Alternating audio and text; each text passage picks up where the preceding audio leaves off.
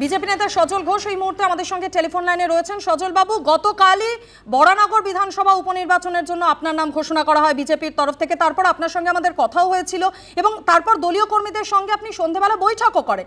এরপর এমন কি ঘটলো যে সেফ বেঙ্গল বিজেপির নামে ডানলপ এলাকায় এই পোস্টার পড়লো? আপনার কাছে কি খবর রয়েছে এবং দলীয় কর্মীদের সঙ্গে কোনো কথা কি হয়েছে? আমি আপনাকে বলি, এটা আপনার দেখতে দেরি হয়ে গিয়েছে। এটা তো দিন 4-5 আগেই পড়েছে। এটা হচ্ছে, আপনি ভালো করে দেখুন, ওখানে লেখা আছে লোকসভা এবং বিধানসভা দুটোতেই, এবং ওটা টিকিট বেরোনোর আগে, রবিবারের আগের পোস্টার, অনেক আগেকার হয়েছে। আপনারাও সম্ভবত খবর করেছেন। এগুলো সব তৃণমূল করা, এরম হয়, তৃণমূল করে, এরম প্রত্যেক পাড়াতেই এরম হয়, তৃণমূল করে। আপনাদের কালকে তো আপনাদের চ্যানেলের লোকেরা ছিল, তারা তো দেখেছে কত শয়ে শয়ে কর্মী। একজনও তো এসে বলতো যে তুমি বহিরাগত, হ্যাঁ ভাগ যাও, তো কেউ বলেনি আমায়। হ্যাঁ, আর এগুলো সব তৃণমূল রটাচ্ছে। হ্যাঁ, এগুলো ওদের পলিটিক্যাল, মানে এটা আইপ্যাকের টেকনিক। এতে কোনো লাভ নাই, কারণ ভোট অনেক ধন্যবাদ সজল বাবু আমাদের সঙ্গে কথা বলার জন্য। ফের একবার বিজেপির অন্দরে প্রার্থী অসন্তোষ। দমদম লোকসভা এবং বরানগর উপনির্বাচনে বিজেপি প্রার্থীদের নিয়েও দলের অন্দরে অসন্তোষ প্রকাশ্যে এসেছে। ডানলপ এলাকায় দেখা গিয়েছে পোস্টার। গতকালই আপনারা জানেন বরানগর উপনির্বাচনে প্রার্থী সজল ঘোষের নাম ঘোষণা করেছে বিজেপি। সন্ধে বরানগরের পার্টি অফিসে এসে দলীয় কর্মীদের সঙ্গে বৈঠকও করেন সজল ঘোষ।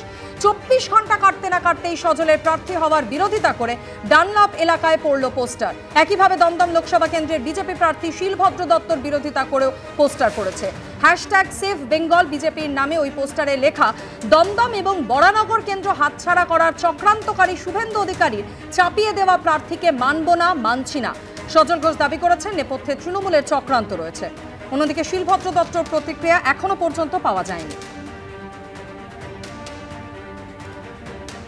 একদিকে সজল ঘোষ এবং অন্যদিকে শিলভদ্র দত্ত, যিনি দমদম লোকসভা কেন্দ্রের বিজেপি প্রার্থী, এদের বিরুদ্ধে, দুজনের বিরুদ্ধেই হ্যাশট্যাগ সেফ বেঙ্গল বিজেপির নামে এই পোস্টার পড়েছে, যে পোস্টারের ছবি আপনারা দেখতে পাচ্ছেন, যেখানে লেখা হয়েছে দমদম এবং বরানগর কেন্দ্র হাতছাড়া করার চক্রান্তকারী শুভেন্দু অধিকারীর চাপিয়ে দেওয়া প্রার্থীকে মানব না, মানছি না।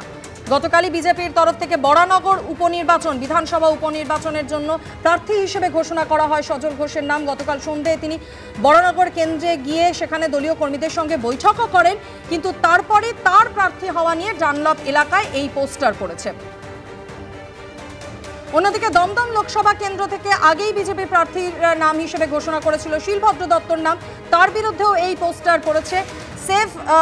হ্যাশট্যাগ সেফ বেঙ্গল বিজেপির নামে এই পোস্টার পড়েছে, যেখানে লেখা হচ্ছে যে দমদম এবং বরানগর কেন্দ্র হাতছাড়া করার চক্রান্তকারী শুভেন্দু অধিকারী চাপিয়ে দেওয়া প্রার্থীকে মানব না, মানছি না।